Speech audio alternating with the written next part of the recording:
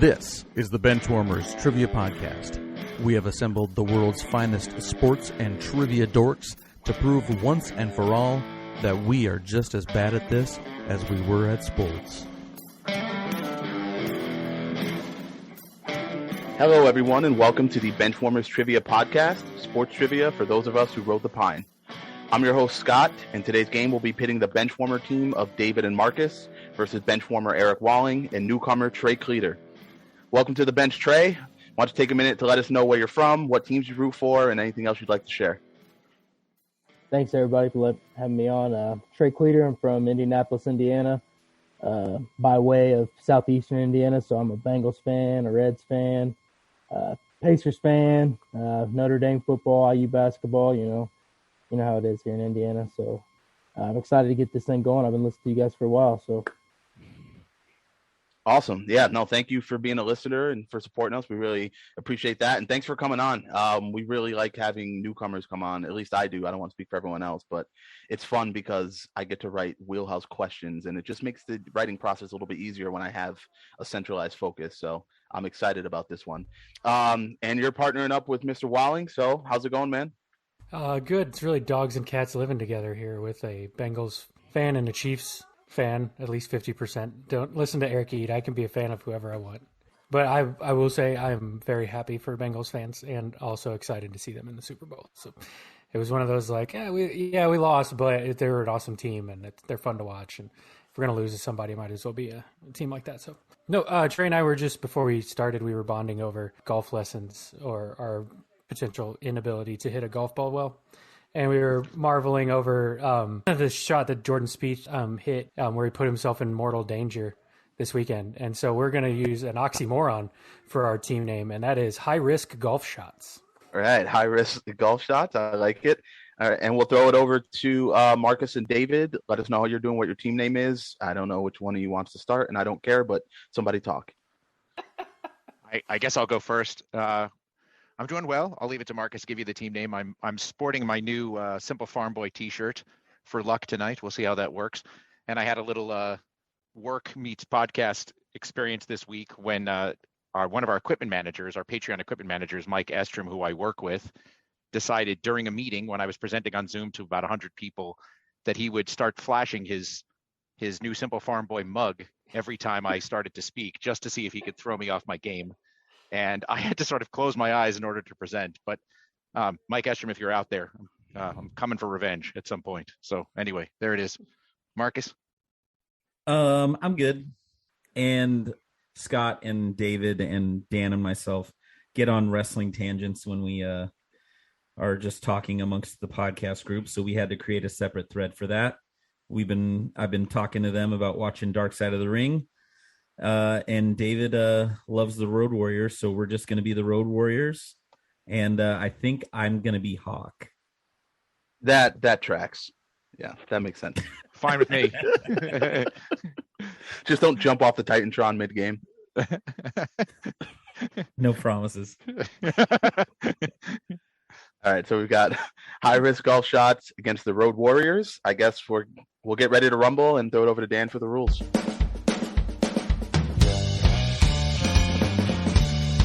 We'll be starting off with the coin flip question to warm up the teams. This will be followed by 4 quarters of play, each with a different trivia style. The styles of quarters 1 through 3 will change from show to show, and I will explain them as we go along. Like any good sporting event, we will have a halftime show after the second quarter with entertainment questions pertaining to sports. And in the fourth quarter, our teams will wager from their points accumulated to see who are today's clipboard captains, to be honored like the true benchwarmers they are. All right, let's get this game underway. All right, it's time for the coin flip, which is our 50-50 question worth 10 points. Trey, since you're the guest, you and Eric are going to get the coin flip question. So it's a pretty simple one here. Who has more Formula One wins, Lewis Hamilton or Michael Schumacher? Lewis Hamilton.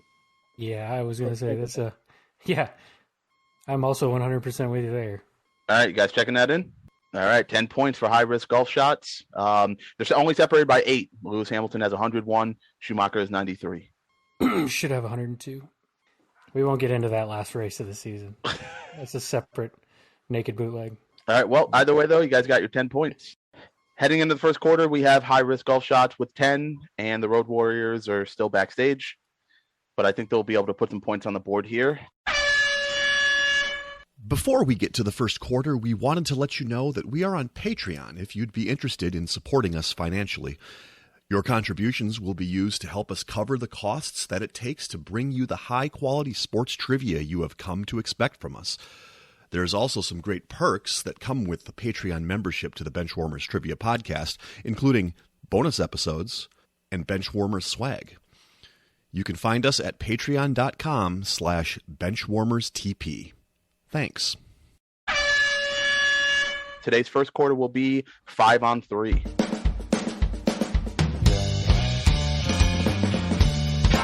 Five on three. For this quarter, there will be 3 categorized lists containing 5 items, where each item is worth 10 points. The teams will attempt to guess as many items as they can. However, if a team has an incorrect guess, they will receive 0 points for that list.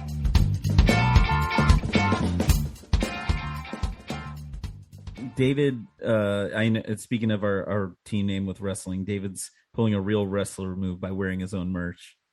This is true. Dude, you got to promote your persona. If you can't beat them, you might as well join them. List number 1 in 5-on-3, the most receiving yards in Cincinnati Bengals franchise history. We're going to check in. All right, the Road Warriors have checked in. High-risk golf shots. You guys can talk it out. For sure, 3. Ocho and Green and Pickens. Collinsworth's got to be on there. Collinsworth has to be on there. 5th is the only one that I'm not sure on. So, but yeah, and I think I remember him being there for the better part of the 2000s, but I also only remember him having a pretty bright, like burned bright, and then was kind of gone. So it's the other name that popped in my head. And then you had Isaac Curtis, which he was there with Esiason, so Esiason throwing on the ball quite a bit. Do you want to go with 4? I mean, if you're really confident about the 3 plus Collinsworth, and then we're kind of back and forth on Hushmanzada versus Curtis. Yeah, that's the only 2 that I'm. Yeah, it's early. I say we go with those 4 if you're confident with those 4, and then we'll. Yep, I'm good with that. Okay, cool. So we'll check in with Ocho Cinco, Green, Pickens, and Collinsworth. Okay, and Road Warriors, what'd you guys come up with? Yeah, we had pretty much the same conversation. Immediately, Chad. I prefer Chad Johnson. I'll never call him that other name. So we went Chad Johnson. David came back with AJ Green, of course, and then Carl Pickens. We both about the same time came up with Collinsworth, and we had no clue for the 4th one. I kind of thought Darnay Scott might be up there because he was there when Pickens was there, but we didn't really feel confident. And David did say he was like, it might be somebody old, and I just couldn't. I can name like the running backs and stuff that were with Esiason, but I couldn't think of anybody that was a receiver that played with them. So we are also checking in with the same 4: Johnson, Green, Pickens, and Collinsworth. All right. Both teams checking in with the same. I will go ahead and read from 5 up. So number 5 is Chris Collinsworth, 6,698 receiving yards. Number 4 is Carl Pickens, 6,887. You guys got number 2, AJ Green, 9,430. And the only one over 10, Chad Johnson, Ocho Cinco Johnson, 85, with 10,783. So points all around. 3rd place with 7,101 yards was mentioned, and that is Isaac Curtis. He goes back even further than Esiason, doesn't he? I feel like Isaac Curtis was like a 70s guy. Esiason, I feel like was more of an 80s guy. But probably right. But either way, I was impressed when you said the name, and that's right. That's impressive. Yeah, Trey knows his stuff about his team. So going into question 2 and 5-on-3, maybe we'll see if he can go for all 5 on this one. This one's going to be the 5 players with the most hits for the 2010 Cincinnati Reds. All right, we're going to check in. Hey, High Risk Golf Shots is checked in. Road Warriors, you guys got about a minute and a half to talk it out. All right, so right out of the gate, we said Joey Votto. Then we threw around Brandon Phillips. we're pretty sure about those guys. I am 80 to 90% sure that Jay Bruce was there then. It's just tracking, like remembering when guys were hurt and specific years. I feel like Jay Bruce is probably on the list. And then the other name that we surfaced that I feel like has a good shot is Scott Rowland, because he was there at the end of his career. That would be about the right time frame given where he is in his Hall of Fame eligibility and all of that. And we're just trying to decide if we put Rowland on the list, because I think we're pretty sure we're going Votto, Phillips, Bruce. Right, Marcus? Yep. And you had more, more to contribute on this. I mean, if you feel good enough about Rowland, I'm willing to go with it. I just don't. I don't know. He's the toughest one to place for me. The other ones, I'm like, yeah, that makes sense. But with Rowland, I'm not sure. So it's up to you. You can make the call either way. You know what? I don't live or die by this, so I think I'm going to be okay either way. All right. Insert dad joke here about rolling the dice. Oh man! No, don't disqualify him for that. Yeah. I was going to offer him bonus points. No points, right? Exactly. All right. Points. I think we'll gamble. Okay, so Votto, Phillips, Bruce, Rowland. Check it in. Votto, Phillips, Bruce, Rowland. Got it. All right. And over to high risk golf shots for your answer.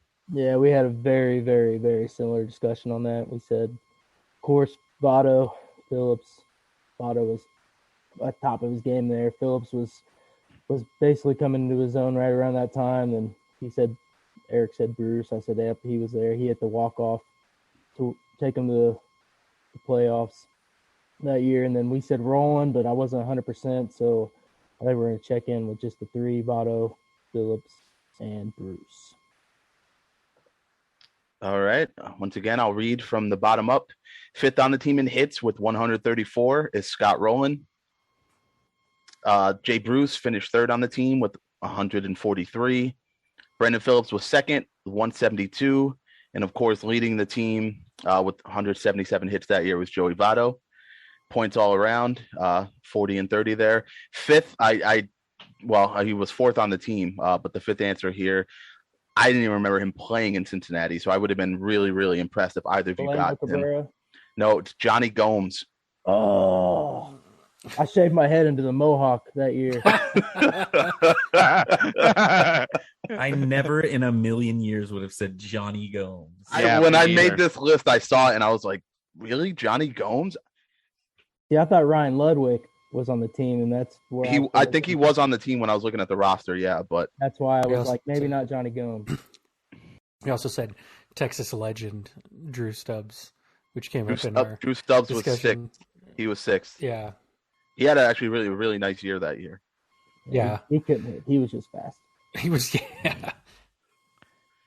All right. So nice job on both of them so far. We've covered two of Trey's teams, so naturally we're going to do that again with our final 5-on-3. This one's going to be the Indiana Pacers top 5 all-time leading scorers. We'll check in. Okay, the Road Warriors have checked in. Not much time left, but high-risk golf shots. You guys can talk it out for a few here. Yeah, I think we're pretty close.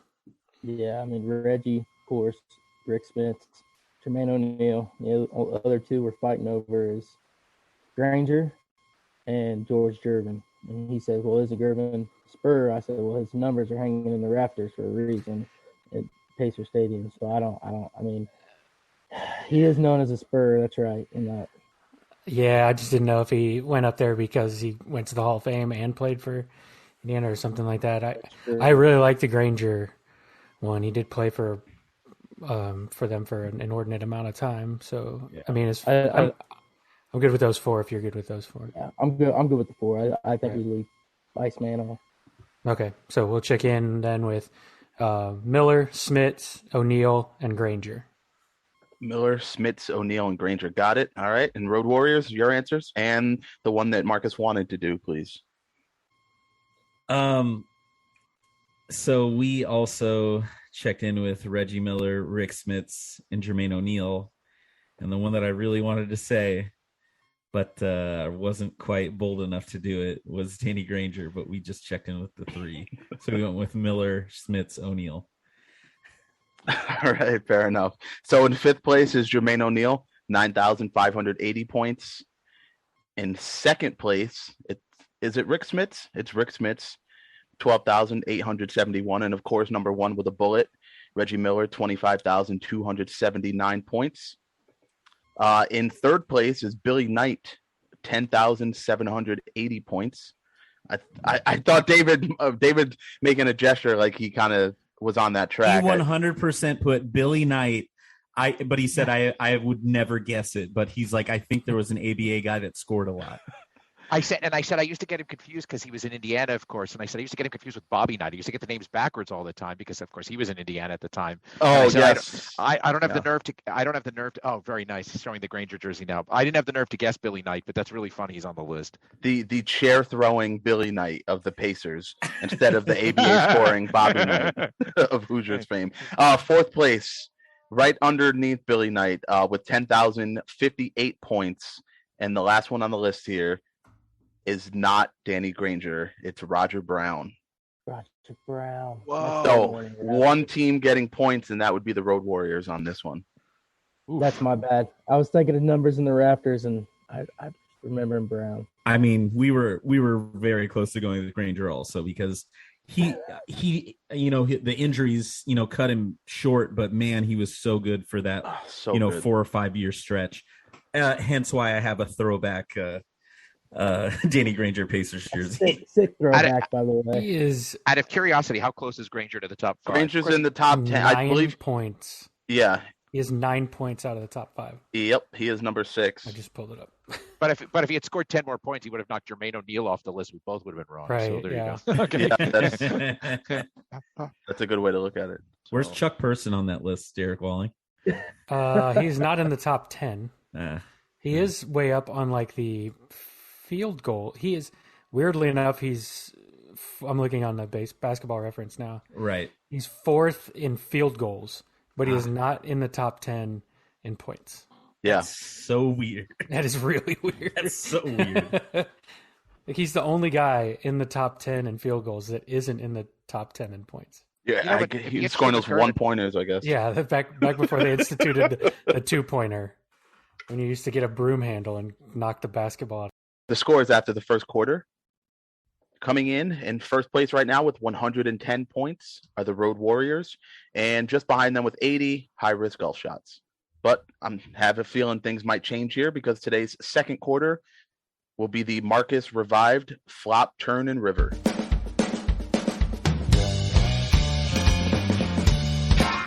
Flop, turn, and river. For this quarter, there will be 3 questions consisting of 5 clues. The first 3 clues will be given before the teams decide if they want to check in with their guests. The last 2 clues will be given one at a time, with teams deciding if they want to check in with their guests after each subsequent clue. If a correct answer is checked in after the first 3 clues, the team will receive 50 points. After the 4th clue, 30, and after the 5th clue, 20. Question 1 in flop, turn, and river. It's going to be when am I? Clue number 1. Arnold Palmer wins the Masters. Clue number 2, Gordie Howe wins NHL MVP. And clue number 3, Althea Gibson is named Sportswoman of the Year. I thought David would have this right away, being as he was a full-grown adult when all these things happened. I'm not sure the host is supposed to be making these jokes. I think we're going to take another clue. Okay. Road Warriors are going to take another clue. High-risk golf shots. You guys come to a decision. Because Scott, I just don't remember 11th grade that well. So it was a long time ago. I get it. Yeah, Jokes, that's right. Yeah, joke's on you. You had already graduated college when this. Yeah. What do you think, Trey? You want to go for another one? Yeah, I think we have to. Okay. All right. We'll take another clue. All right. Clue number 4. And when am I? The greatest game ever played takes place on December 28th. We'll check in. All right. The Road Warriors have checked in.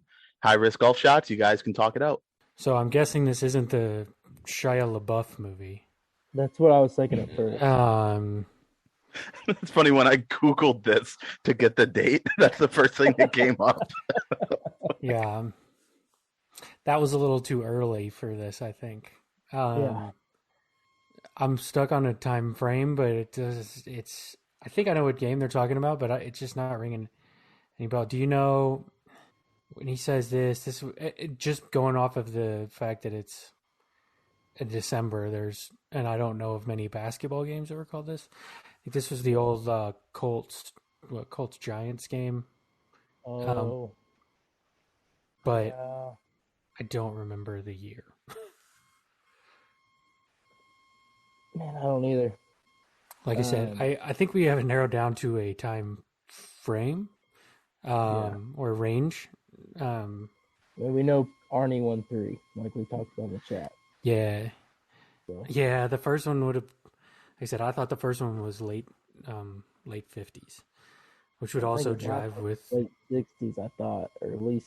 See, I thought Nicholas's first would have been late 60s, because he would have been 70s, and then he won the one in the, late 70s or early 80s or whatever. So I think Palmer was around before that. Oh, he was. Yeah. So that's why I was thinking late 50s. Which also jives with Althea Gibson's time frame. Again, there's like a year where she won everything, and I'm just drawing a blank on. All right, clue number 5. Major League Baseball expands to the West Coast as both the Brooklyn Dodgers and the New York Giants move to Los Angeles and San Francisco, respectively. When Trey said Arnie, I was thinking about who wants some Arnie ponies. Arnie I think If you know, I'm not 100% on the exact time frame, so I think it's either 56 or 58, and I think I'm leaning 58 for the two. Yeah. So I'm good with 1958 if you want to check. Yeah, because I think when I put in 1967, I was thinking more later, but that's why I put 67, not 57, so probably 58. Probably. Yeah, all right. We'll do that. We'll check in with 1958. Okay, and over to the Road Warriors. You guys checked in after clue 4. What's your answer? Yeah, so from the first set of clues, I had Althea Gibson. I know she was in the 56, 57, 58 range, and then we were hoping to narrow it in with the next clue, and we basically sent text almost immediately after you said the greatest game ever played, and both said 1958. So we checked it with 1958. Both teams receiving points. All of those things happened in 1958. Nice job. Yeah, I keep mentioning this. That NFL Greatest Hits videotape, it always says it right there. It has a section on the greatest game ever played, and it says the 1958 NFL Championship. So that was, once you said that, I was like, oh, well, typed it in, and then David typed it, and then I typed it again, and then David's like, yeah, look what I typed. We both we were typing the same thing back and forth like 4 times. Yeah, I wanted to come up with a year that had some interesting things happen, and everyone always says, oh, Scott's games are so modern, so current. So, and to some of us, 1958 is modern, so just be careful. Yeah, David was in his sophomore year at Brown. I know. Think of how big the TV set was in this house. Clue number 4, David moved out of his house. David saw his first talkie. Yeah. All right, nice job for both teams on that one. That will bring us to question number 2 in Flop, Turn, and River. And this will be, who am I? Clue number 1, I was a 2-time All-American. Clue number 2, I made my only All-Star team in 2014, but was unable to play due to a trade. Clue number 3, I recorded over 2,500 receiving yards in college, finishing my career as my school's all-time leader. We're going to check in. All right, high-risk golf shots have checked in. Road Warriors, Hawk, Animal, talk it out. Let me tell you something. Tell him, Hawk. Yeah, so we immediately keyed on to the fact that Scott said all-star team, but he had all these receiving yards in college. It would have been Pro Bowl, obviously, so it's some kind of 2-sport situation. And then Markkus threw out a name. So go ahead, Markkus. You can take it from there. Yeah. Once I see receiving yards and I saw the year for the All-Star team, there's one name that usually pops into my head, and that's Jeff Samardzija. And I mean, I just thought it was shocking that I kept saying, God, could he really be Notre Dame's all-time leading receiver? But, David pointed out that he said finished my career as all-time, which means he doesn't necessarily have to be number one now. So we are going to check in with Jeff Samardzija. All right, checking in after the first set of clues with Jeff Samardzija. Both teams are, at least checking in. Let's see if the answer is the same or different from high-risk golf shots. Yeah, very similar discussion. I remember that Jeff Samardzija was an absolute menace at Notre Dame. Brady Quinn throwing him the ball. 2014, he did get played for the Cubs, and I remember he got traded to the Giants, so that also fit. And Eric asked, hey, when did Brady Quinn leave Notre Dame? I said around 08, 09. The time frame fit, so we also are checking in with Jeff Samardzija. Okay, I'll give you the last two clues here. Clue number 4, my nickname is the Shark. And clue number 5 is my best statistical season was in 2011 when I posted a 2.97 ERA while pitching for the Chicago Cubs. Correct answer is Jeff Samardzija. Clue 6, I'm one of the ugliest people on planet Earth. 7. Scott, that was a carefully crafted question because he's not number one now in Notre Dame receiving yards. He can't possibly be. Yeah. Okay. Well done. Teammates with one of the Road Warrior spawn. No, he didn't go to Ohio State. Oh, he's Ohio State. Okay. Yeah. He tackled. He eluded one of the Road Warrior spawn. Yes, that's it. Yeah. All right. So nice job on that. Yeah, I figured with the wording there of All-Star team and All-American in the same thing that you guys would likely catch on to that, and you did. So no, I applaud the question. Well done, Scott. All right. Question 3, final question of the second quarter is going to be where am I? Clue number 1, my original AHL team is considered the greatest in the history of the league. Clue number 2, team names in my city include the Monsters, the Fusion, and the Charge. And clue number 3, from 1995 to 2001, my baseball stadium recorded a then record 455 consecutive sellouts. Okay, we are going to check in. Ooh, what a rush. Road Warriors have checked in. High-risk golf shots, talk it out. There's only one of the facts is really, I think, helping us. That's the original AHL? Yes. Yeah, I figured. Yeah, so we were going through the list of all of the AHL teams. And we stopped with the Houston Arrows. So that, like I said, so there was like Camden, which did not have great attendance. That would have opened around that time. Rangers Ballpark, which I can tell you from experience, did not have it had good attendance, but not great attendance, and certainly not through those time periods. And then there was Jacobs Field. That were all like 1, 2, 3, one right after the other. And the Indians were really good, and Jacobs Field was always sold out. And I remember them having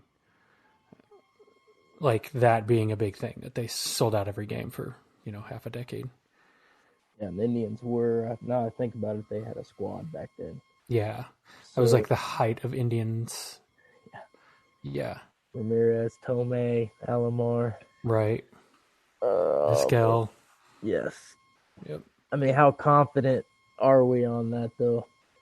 I mean, I'm pretty confident just because of the baseball clue. Mm-hmm.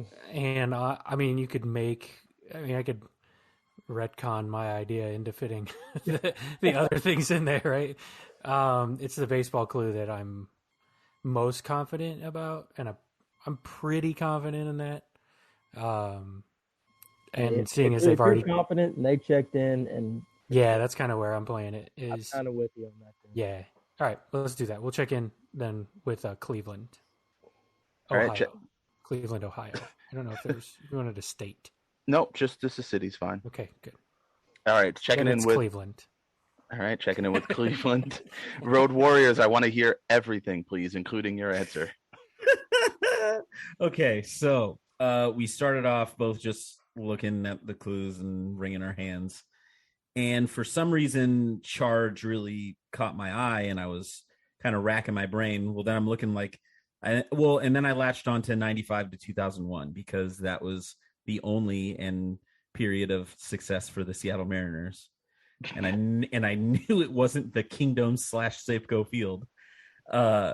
But then I was just thinking about that, and I was like, that kind of seems like the time frame for Cleveland. And then David comes through with he goes, I feel like the Charge is the Cleveland Charge in the G League, and I was like, oh my god, yes, that's it. And then David decides to say, because if so, that was around the time when the Indians would be selling out games. And then he said, oops, the Guardians. David, I died because David wanted to be politically correct in the chat. You're not wrong. That's exactly what happened. Although it was amazing. We have no idea who the Cleveland Fusion are. I mean, I can't place that at all. But yeah, we did both sort of latched on to the Cleveland Charge. Yeah, and then I put that, and that's the time frame when the redacted were at their height. Exactly. So we have also checked in with Cleveland. Both teams checking in with Cleveland. Clue number 4 is a statue of Jesse Owens stands in a park downtown. And clue number 5 is my football team has never played in a Super Bowl. The answer is Cleveland, Ohio. Clue number 6 is my river caught on fire. Yeah, points all around. This is a little bit of know your host's brother, I guess. Who are the Cleveland Fusion? So the Cleveland Charge are 100% the G League. So nice job there. The Cleveland Fusion play in the WFA, which is the Women's Football Alliance. Oh. And the Cleveland Monsters are the new modern AHL team for them. The team that's considered the best of all time are the Cleveland Barons, who I guess were basically like the Yankees of the AHL and from the 40s to the 70s. Somewhere just shaking his head. Disappointment with all of us.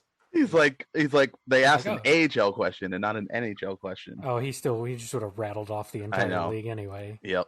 Nice job to both teams on that one. All right, after the second quarter, we have the Road Warriors with 240 and High Risk Golf Shots trailing a little bit with 200. That brings us to halftime.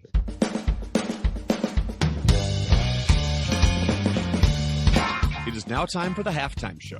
There will be 3 entertainment questions pertaining to sports, with each question worth 25 points.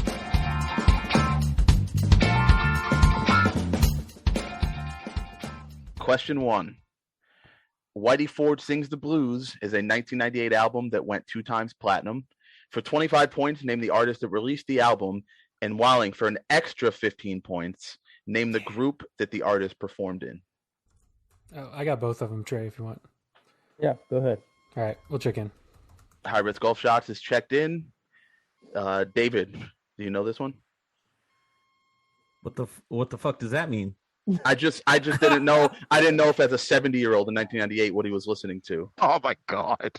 So he was 1950s ragtime. What if I don't know it? Or what if I know it? I figured you did. That's why I went to David.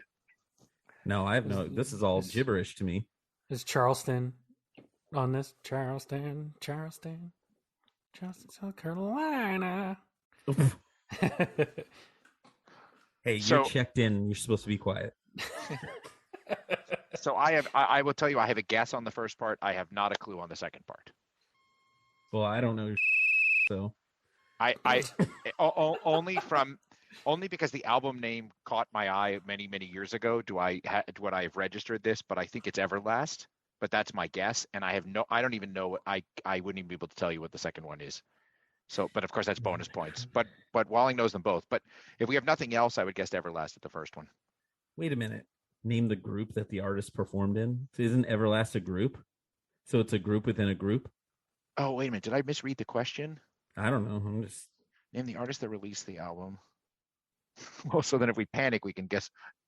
Everlast. If you think Everlast is the answer, I say you go with it and not. And I mean, I don't know.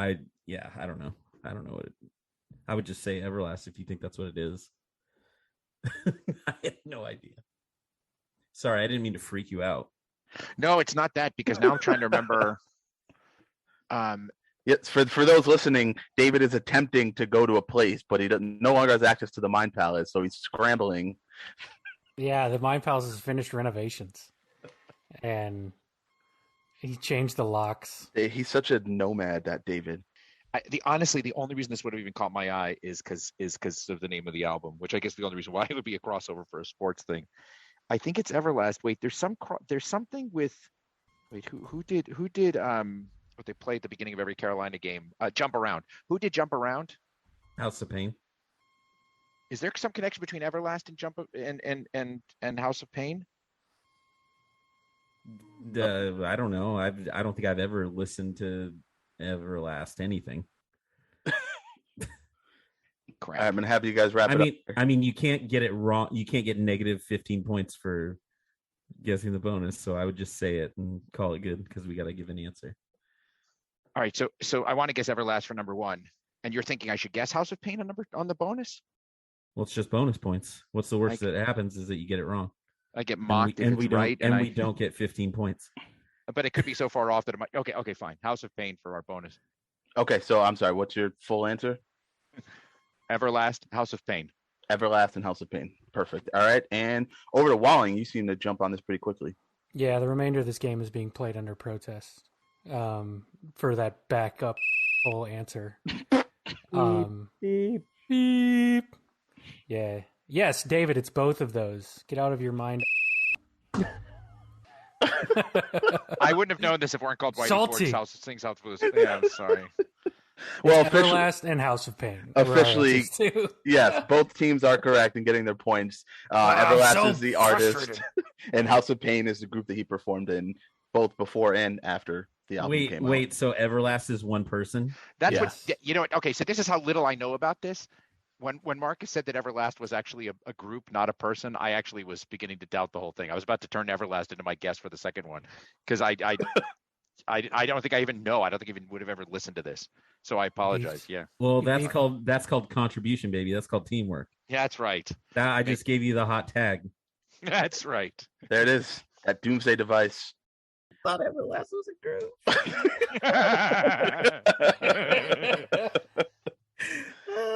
I feel like Markkus might be able to contribute more on this one. So let's move on to question 2 and halftime.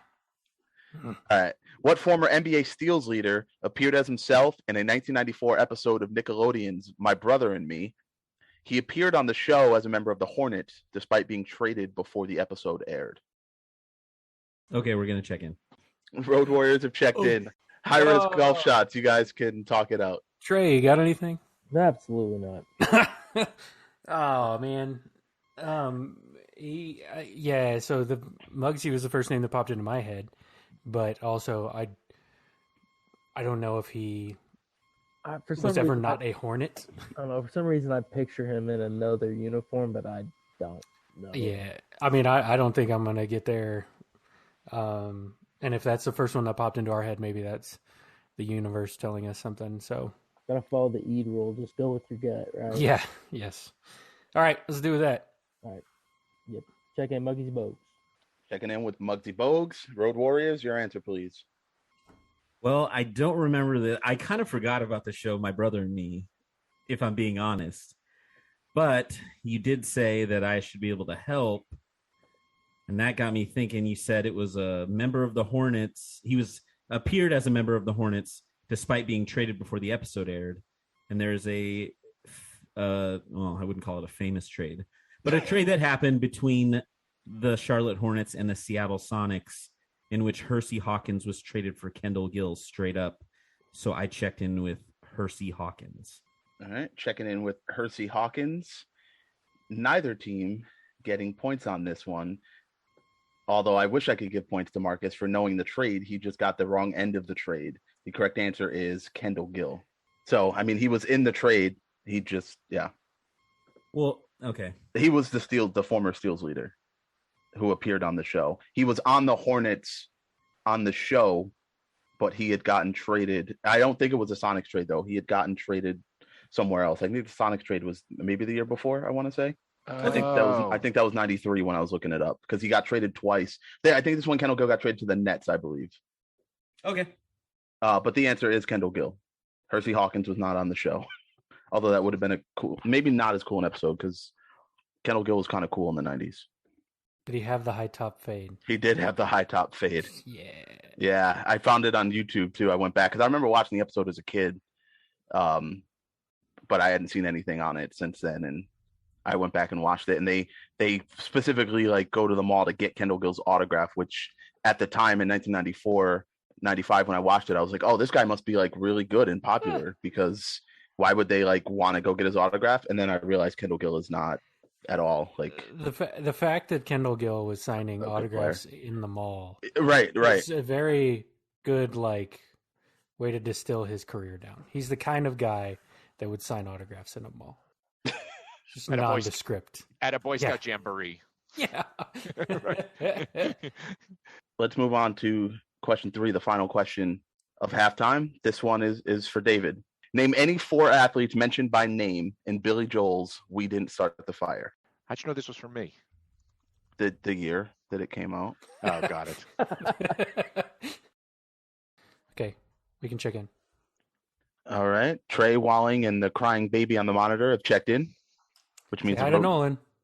Wow, you named him after former Duke guard Nolan Smith. That was ballsy of you. I named him after the 40 Minutes of Hell's Nolan Richardson. Thank you. Road Warriors, you guys can talk it out. So the ones I know for sure, because obviously this was a very New York-centric thing. Billy Joel's a very New York-centric guy, and it starts in the 50s. So DiMaggio, Campanella, and Mantle for sure. He also mentions that California baseball, and he mentions Brooklyn's got a winning team, but I'm assuming that teams don't count. He needs individuals. The next thing that I can remember after DiMaggio, Campanella, and Mantle is that he mentions, I think, Liston beats, is it Floyd Patterson? But either way, he just says he needs one athlete. So I'm pretty sure Sonny Liston is mentioned. So it may, Marcus, if you're okay, I'll go DiMaggio, Campanella, Mantle, and Liston. Is that all right? Yeah? All right. We'll check in. All right. And over to Nolan for your answer. Yes. Nolan is a big fan of this song, as is my wife, who can recite this and plays it all the time. So I went through the thing in my head, and the first one we typed to each other instantly together was like Joe DiMaggio, which is like the second line of the song. And then, also had Mantle and Campanella. And then I was pretty sure Joseph Stalin had a mean curveball. Actually, we checked in with a different boxer. We checked in with Sugar Ray as our 4th. Mark McGrath? Yes. We checked in with America's sweetheart, Mark McGrath, as our 4th athlete. I just want to fly. That's all he wants. He's not asking for much. Get the guy a ticket. All right. Both teams are receiving points. The correct acceptable answers would have been Joe DiMaggio, Mickey Mantle, Sugar Ray Robinson, Roy Campanella, Sonny Liston, and Floyd Patterson. So nice work there. Yeah, I was thinking of the Brooklyn's got a winning team too, and I'm like, wait a minute. He said athletes. He specifically said athletes. Yeah, I didn't know if I could get away with 4 guys on the Dodgers because he mentioned them by Campanella, I guess, twice. Yeah. Right. All right. After halftime, we have a score of the Road Warriors with 305, and high-risk golf shots need to take some high-risk shots in this next round because they're trailing with 265. Now on to the second half. We'd like to take a minute to invite you to follow us on Facebook, Instagram, and Twitter at Benchwarmers TP. We also have a Facebook group for fans of the pod called The Bench. Join us there to comment on the latest episodes and share cool sports facts and trivia. If you'd be willing to rate and review us on iTunes or Stitcher, we'd greatly appreciate the support so that other people may find this podcast. Thanks. Today's third quarter will be The Missing Link. The Missing Link. This quarter will consist of 5 questions with theme-linked answers. The teams will attempt to answer the questions and guess the theme. Each question is worth 20 points. If a team checks in first via chat to the host with the correct theme before the 5th question, they will earn 100 points. The other team can still earn 50 points with the correct theme guess. If neither team has checked in with the correct theme before the 5th question, each team can earn 50 points with the correct answer to the theme after the 5th question. Question 1 in The Missing Link. Who is the all-time leader in Tennessee basketball history for points and rebounds? We'll check in. High-risk golf shots have checked in. Road Warriors, very quickly discuss. Right. So the quick stuff is we started going the path of like a Bernard King or something like that. And they're like, wait a minute, no, this is going to be a woman. He didn't say specifically. We think it's going to be a woman. And then we got down to Candace Parker and Shamika Holtzclaw, and we can't decide. So well, and the reason, so I said Parker. Yeah. And then he came with Holtzclaw, and I was like, well, was she a dominant rebounder? I just don't really remember her that well. And again, this is going into game theory, I guess, but I'm like, if it's the first answer of a missing link, I would think it would be more likely to be Shamika Holtzclaw than it would be Candace Parker. So at least the way I do it in my head is whenever I put together a missing link, I put the more difficult answers at the most difficult answer at the top, usually trying to freak people out. Okay, let's go for it then. So yeah, I say we go Holtzclaw. All right. Okay. Checking in Shamika Holtzclaw. All right. And high risk golf shots, your answer. Yeah, very similar thought path. I first sent to Eric Bernard King, and then he said, well, it's Scott. Don't forget that. So then we thought about women's basketball, because I didn't even think that first. And then I said Parker, and he said Holtzclaw, and we kind of went back and forth on the Parker-Holtzclaw thing, and I think we landed on Candace Parker. All right. Well, you guys were definitely on the right track. One team's getting points. They are 1-2. The correct answer, though, is Shamika Holtzclaw. Man, that was a lucky break. Okay. I didn't think she Nice had job, enough Marcus. rebounds. I remember as more of a scorer. I was surprised when I saw that. Yeah, when I looked it up. That was my whole reasoning why I was leaning Parker at first, because I was just like, I don't remember her being a dominant rebounder. Yeah. But again, game theory, baby. All right. So, Shamika Holtzclaw is the correct answer. That's also your theme-linked answer thus far. I think that Eid is now the women's basketball aficionado on this show, though, because he has really improved. And now he's over here like, Brianna Stewart's only won one MVP. And I'm like, 2 weeks ago, you didn't know who she was. Now you know everything about her.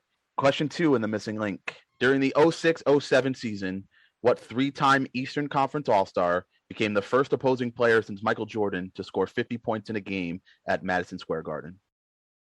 We'll check in. High Risk Golf Shots is checked in. Road Warriors, talk it out. What do you like, Marcus? What do you like? Neither of you know what it's like. So I don't know. I feel like it's somebody like a Joe Johnson or a Michael Redd, but like none of it's sticking in my head that well. Because everybody I keep naming has been to more than 3 All-Stars. Has made. Joe Johnson is definitely more than 3 All-Stars. I'm okay, positive about that. And I don't even know if Michael Redd had more than one. I know he had at least one, but it seems like somebody like that. I'm trying to think of like Washington or Indiana. Gilbert Arenas, but did he? That's an interesting one. Yeah, right. I'm gonna give you guys like 15 more seconds. Okay. So what do you think? Like Gilbert or Michael Redd? Gilbert Arenas is an interesting. I mean, he'd be the kind of guy. Like I'm trying to think of somebody that made more than one All-Star game, but fewer than 5 All-Star games, right? Like Gilbert Arenas would be in that. Would be an interesting one. What do you think? I think we're down to those 2. So it's not Joe Johnson. I'm sure of that. Michael Redd. Yep. I have no beat on how many All-Star games. How about Gilbert Arenas? He is the kind of guy that would just, could have scored 50. Sure. Okay. We're reluctantly checking in with Gilbert Arenas. Reluctantly checking in with Gilbert Arenas and High Risk Golf Shots. Your answer. We also reluctantly are checking in with. we kind of had the same thing of like we couldn't really think of anybody who fit both the Eastern Conference thing and the scored a lot of points thing around that time. And so other than Gilbert Arenas, so we checked in with Gilbert Arenas. Interesting.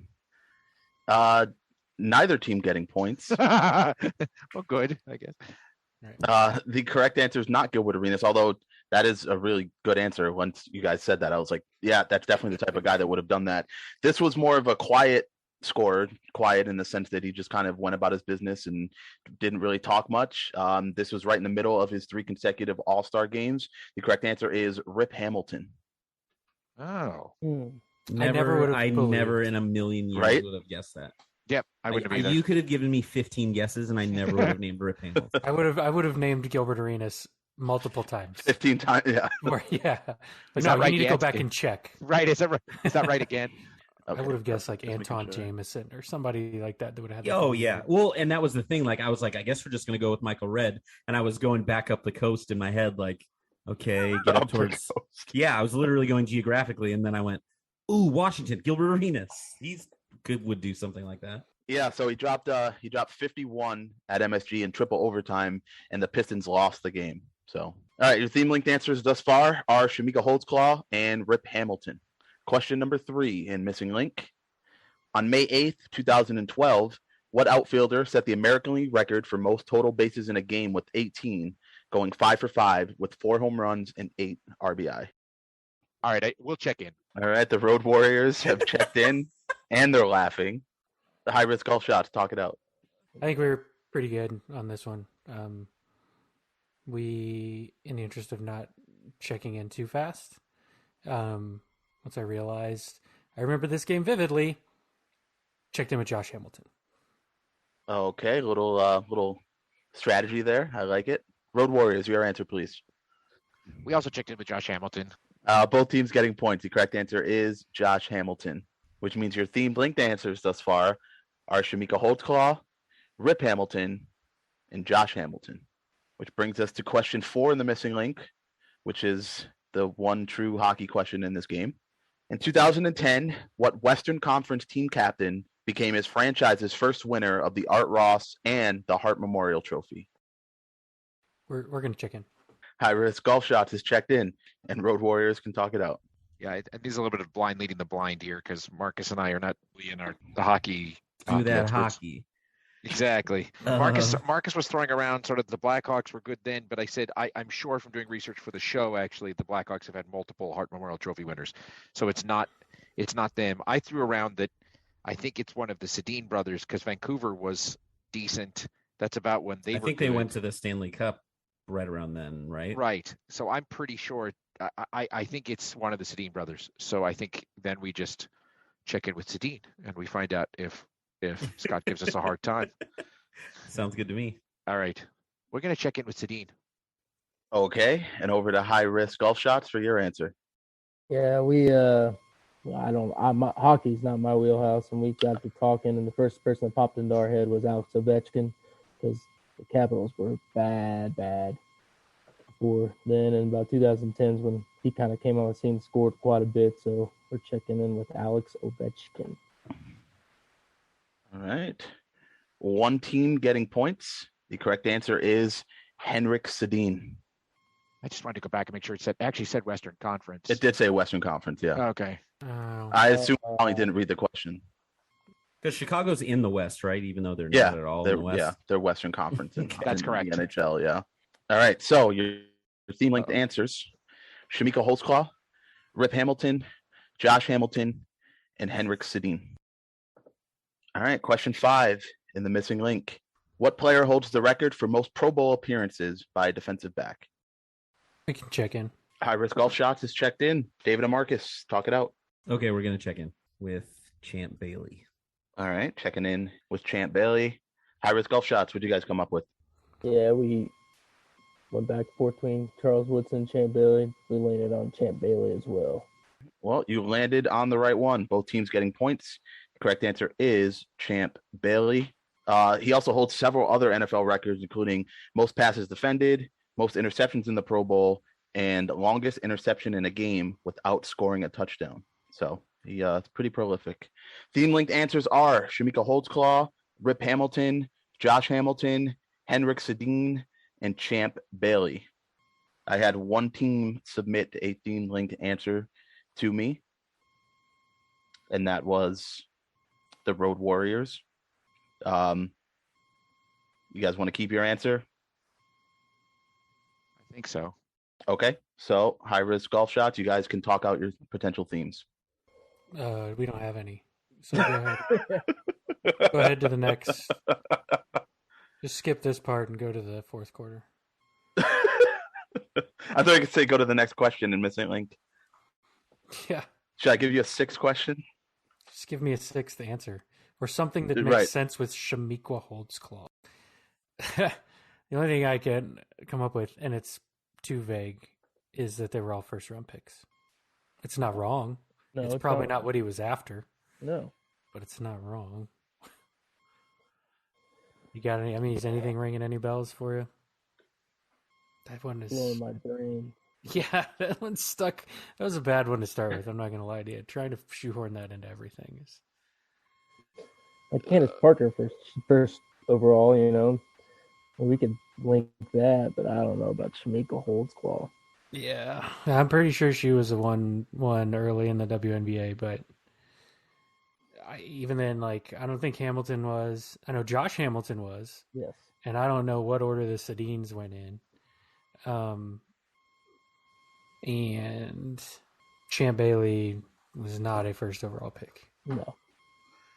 In 1942 when he was drafted. Yeah. If we want to go first round picks, I mean, that's so. That's the best guess that I think we got. So let's go with that. All right, what are you checking in with? They were all first round draft picks. Would you like to be more specific? They were all maybe top 5. Yeah, they were all top 5 first round draft picks. All right. And over to the Road Warriors for your theme, which you checked in with after question 5. Yeah, I guess I'll take it. I mean, it suddenly dawned on me that these people are all about the same age or hit the pros about at the same time. So, and I don't know why it hit me like sort of after Sedin, but then around, I know what it was. Okay, so we were talking about secondary players for the last answer when we threw out Champ Bailey, and I immediately was throwing out, I like Darryl Green and Champ Bailey, and then Marcus said something like, without the theme, it's really hard to narrow this down because he doesn't really pay attention to the Pro Bowl. And I said, oh, wait a minute, I can help you narrow it down. What if this person is about this old? And then I suddenly said, oh, wait a minute, all these people were drafted in 1999. So that's what we checked in with. One team is getting points because they had the theme that I had written down, which is all these players were drafted in the same year, which was 1999. I suggested early that they all wore face masks. I was like, maybe Shamiko Holdsclaw broke her face or something. I don't know. Josh Hamilton with the face mask. Yeah. I was trying to figure out which character in the musical Hamilton was named Holdsclaw. Not Shamika. There is that actually occurred to me. I was going down the characters of musical Hamilton. I was going there. I was right with you. Whew. All right. To be fair, I sent that to Eid, and it took him a while to get that theme. So at first he said rehab. Oh, I threw that out too. I asked him if Shamika Holdsclaw had some kind of drug issues, and he said Marcus started laughing at me. She had anger issues. Didn't she get arrested for like beating the hell out of somebody's car? I don't know. I was just like, Rip Hamilton seems like the most boringest man who's ever played professional sports. Yeah. I don't think he has a drug problem. Either that or he's Marvin Harrison, right? Where nobody found out what psychopath he was until after he retired. Yeah. Well, allegedly. Sorry, I should say allegedly. Don't harm me, Marvin, please. After the third quarter, we have the following scores. The Road Warriors have 435. They're starting to run away with it a little bit. High Risk Golf Shots has 305. But it's now time for the fourth quarter.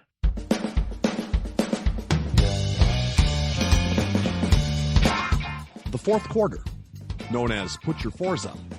This quarter consists of 4 categorized questions that teams will wager up to 100 points each, not to exceed their current point total.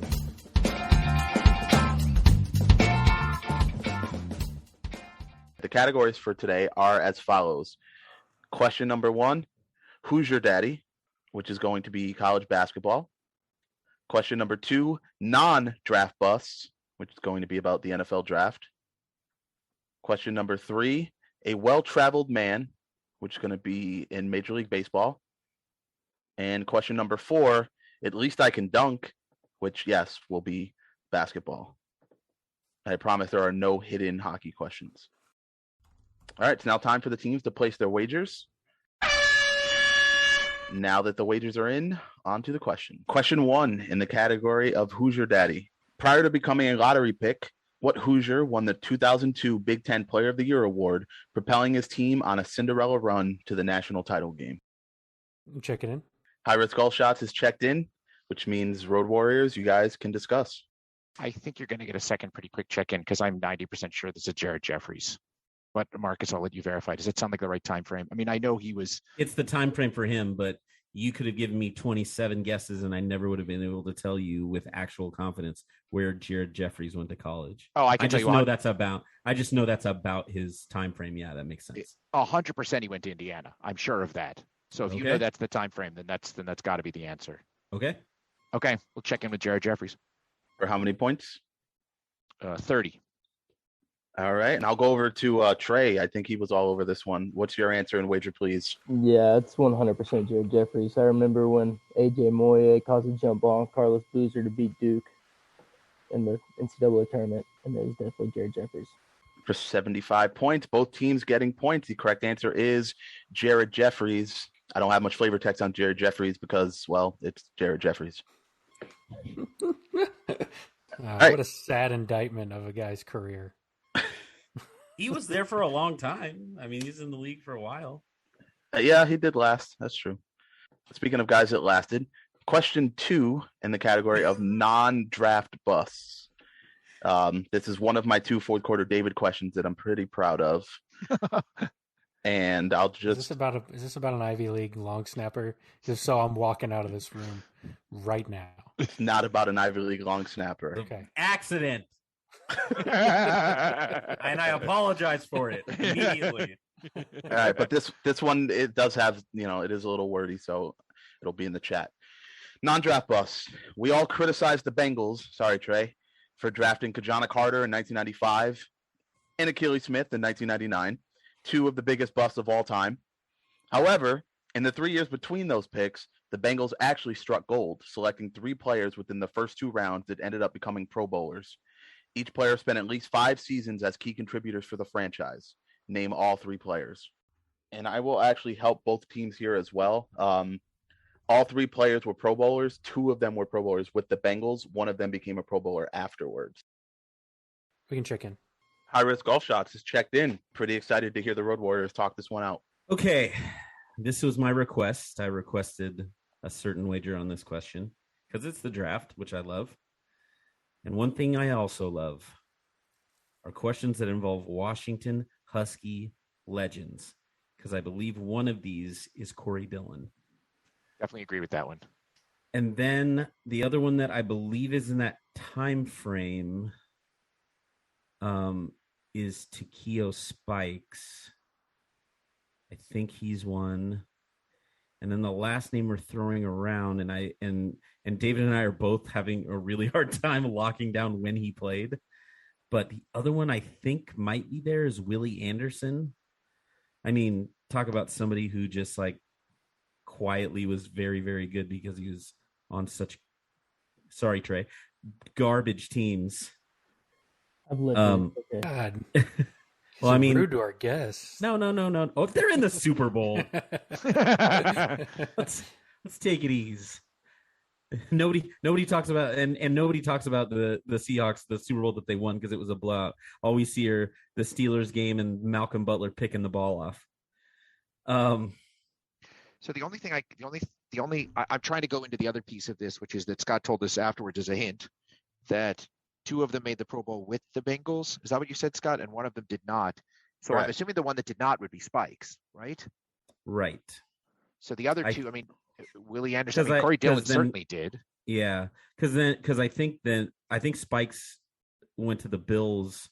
Mm-hmm. That sounds right. After, and maybe that's where he made his Pro Bowl. That would make sense. That would make sense. All right. Do you want to just go with those? I don't know. Yeah, I'm deferring to you on NFL else. draft questions. So absolutely. I'm happy to go with those 3. Okay, we are checking in with Corey Dillon, Takeo Spikes, and Willie Anderson for 100 points. Got it. All right. And over to High Risk Golf Shots for your answer and wager, please. Yeah, we had very similar discussion. Eric said Takeo Spikes. I said Corey Dillon, and then we kind of went back and forth, and I finally said Willie Anderson. So we also are checking in the same. Takeo Spikes, Corey Dillon, Willie Anderson. How many points? For 75. Both teams getting points. Very, very well done, gentlemen. Correct answers are Willie Anderson in 96, Corey Dillon in 97, Takeo Spikes in 1998. And Marcus, yeah, you're correct. Takeo Spikes made his Pro Bowl in Buffalo the year after he left Cincinnati. Hey, Trey, it's just, you always have to realize that when you're rooting for a team, you never take quarterbacks from Oregon. True. There it is. Many franchises have learned. Or Washington. Yeah. Ask the Titans how that goes, right? What Or about Joey Washington, for Harrington? that He matter. turned out fine. What were you saying, Trey? Or Washington, for that matter. Yikes. Very true. I mean, the Titans got bit by both the Oregon and the Washington thing. Yeah, that is very true. Yeah, Titans Yeah. fans are like, screw both of you. To be fair, they got screwed by Texas too with Vince Young. So they yeah. All right, on to question 3. My second David Luck style question of the fourth quarter that I'm proud of, in the category of a well-traveled man. Also, again, because it's a David question, it's very wordy. So, what outfielder, drafted by the Reds in 1987, played for 7 teams and 17 seasons, finishing his career with both 300 home runs and 300 steals? He hit 20 or more homers in a season for 5 different NL teams, hitting nearly 2/3 of them with the NL Central. He also won a World Series during the 2000s decade and set a division round record with 10 ribbies in 2005. For those of you listening to this, David has grasped his head with both hands, which means I don't need to do anything because I feel like he's close. These are No, keep going. That's what We really should add the David play-by-play every game because there's always a reaction that I wish people could see. the many faces of Lux. All right, we'll check in. Wow, David has come full circle and his team has checked in first, which means that golf shots, you guys can talk it out. Yeah, I think we're also close. Yeah, I think so. I like what you're saying there. 05 would have won the World Series. Or 05 would have been the Cardinals, Yes. which he would have been with the Cardinals. Or I believe he was with the Cardinals at that time. I think so. Who? Or 04 maybe, or 05. they're building suspense. He certainly didn't win it with the Royals. You good with Reggie Sanders? We're going to check in with Reggie Sanders for 75 points. Okay, and over to the Road Warriors for their answer and wager, please. Well, hold on, David. Once again, guys, sometimes you just got to be a good teammate. And when your partner's deep in thought, you don't type anything. You just sit here and you just watch. I didn't type anything. I barely thought about it. I was like, he's in there. He's grabbing his face on all over. You just gotta let him run. He was doing like, if you ever played Mario 64, at the beginning when you can stretch Mario's face, that's what David was trying to do to himself. And he was On a made, visual. So we also checked in with Reggie Sanders, and it was not without some pain. I was trying to remember actually what teams. I mean, obviously the Reds. I was trying to remember honestly because this guy bounced around so much. He played for the Reds for a long time, and then it was just like different team every year. It seemed like, and I couldn't remember all of them. And I was trying to place where he hit 20 home runs. I think maybe he did it with the Braves. I think maybe he did it with the Giants. I know he did it. Obviously, did it with the Reds. I sort of ran out. That's what made me nervous. Something tells me he was with the Diamondbacks, but I honestly can't remember all 5 NL teams. But in any case, Reggie Sanders, we checked in for 50 points. Well, yeah, I mean, I guess you could say that this person was a well-traveled man because he played for a bunch of teams where he hit 20 home runs, including like the Pirates, the Padres. The correct answer is Reggie Sanders. So points for both teams. Yeah, that guy he played everywhere. And I felt like he was one of the more underrated players of his generation because, I mean, 300 homers and 300 steals, there's been less than 10 guys that have that for a career. So that's really impressive for someone who doesn't get a lot of credit or recognition. So nice job. He won his World Series with the D-backs, obviously, in was it the 01. D-backs? Yep. Okay. So 06 was the Cardinals. Mhm. Then. Yeah. So it would have been, he was gone then the year that they won it. Yeah, he was gone. He was you're right. back to Pittsburgh by then, I believe. You're right. There aren't many guys on the 300 career list, but both Bonzes, right? Both Barry and Bobby were on that list. Yeah. Yeah, most of the guys on the 300 play for the Pirates at some point. Certainly Willie Mays is on that list. A-Rod must be on that list. I still think Nate McLouth would have made it had his career lasted longer. Jason Bay, probably. Yeah. Sid Bream. That guy I don't was- know that about guy- him with the steals. Sid Bream was not fleet of foot. I mean, McCutcheon probably would have had a shot had he How not many started again. sprint? Let's just think. In the history of mankind, how many times has a guy named Sid won a foot race? Like, it's gotta be Maybe Sidney Rice at some point. just single digits, especially guys that look Yeah. like Sid Bream, look like Luigi in real life. That's fair. Question 4 in the category of at least I can dunk. What 2004 slam dunk champion played his college ball in the Pac-10 and played behind 4 other Pac-10 guards during his career? All right, we're gonna check in.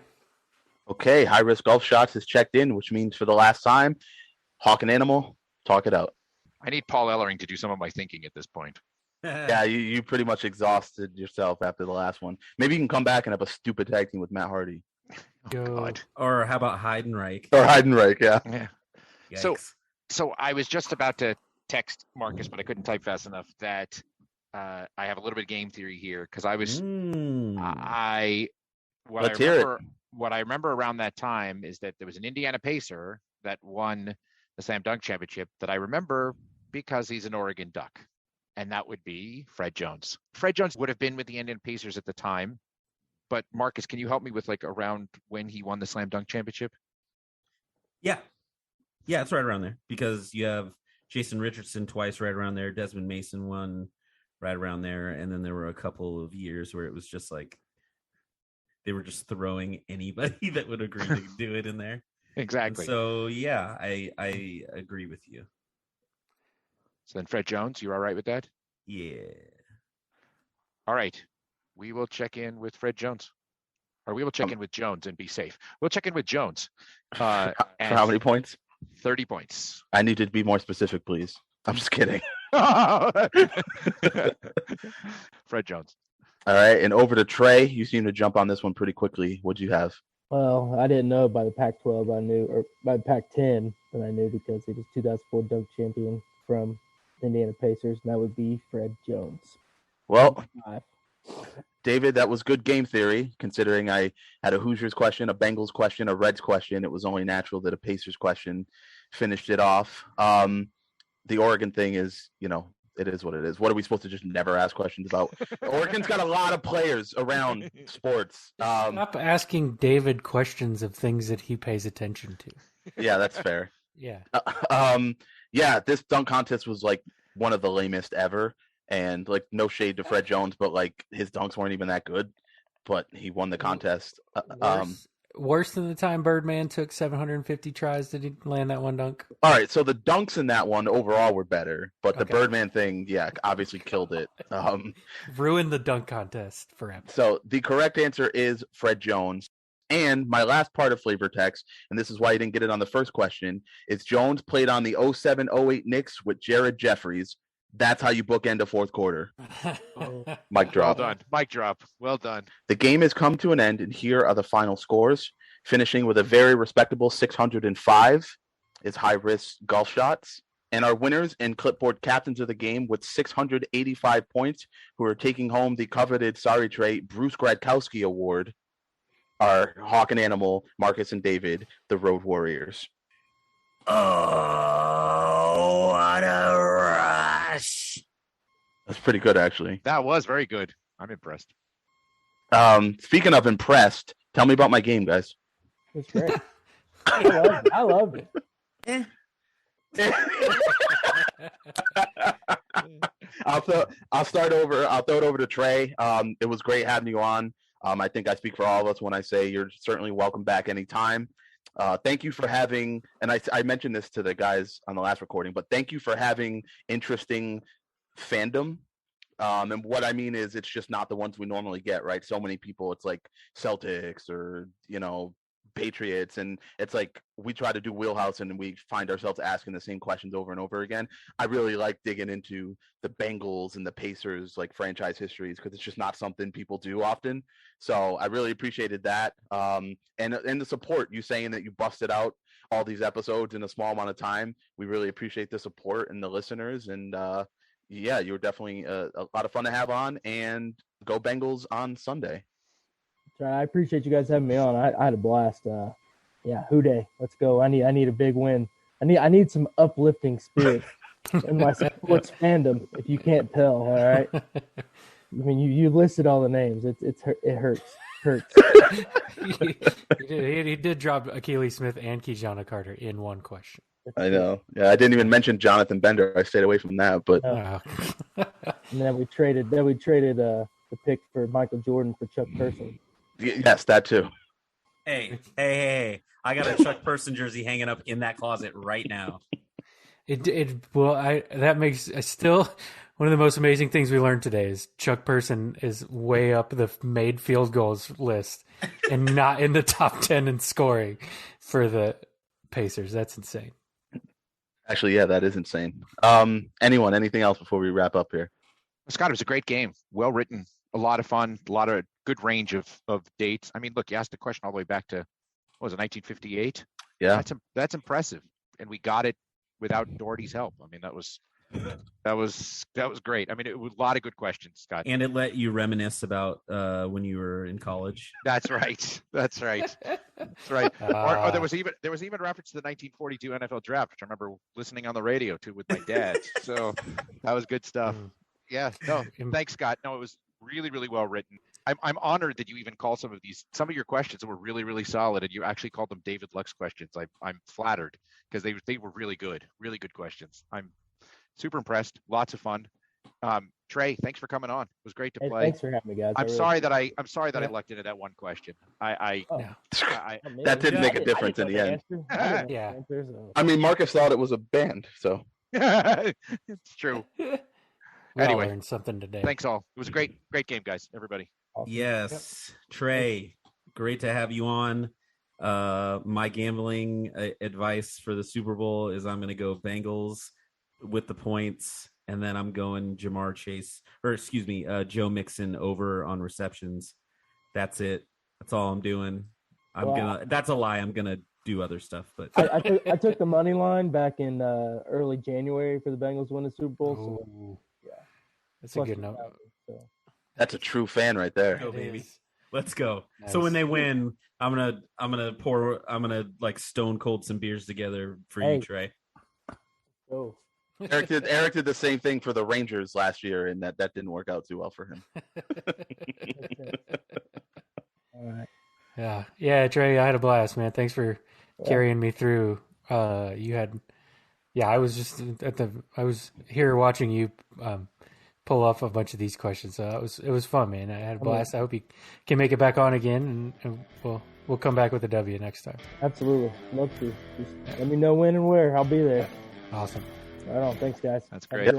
Sounds good. All right. Well, with that, thank you for listening to the Benchwarmers Trivia Podcast. And until next time, we'll keep the bench warm. That ball hit high and deep. Stretch.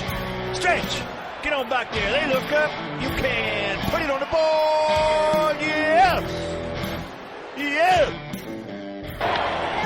Into deep left center for Mitchell. And we'll see you tomorrow night. That great music you're listening to is by Justin Nozick. Thanks to him for producing that music for us. You've been listening to the Benchwarmers Trivia Podcast. Make sure to check us out on all of our social media. We are at Benchwarmers TP.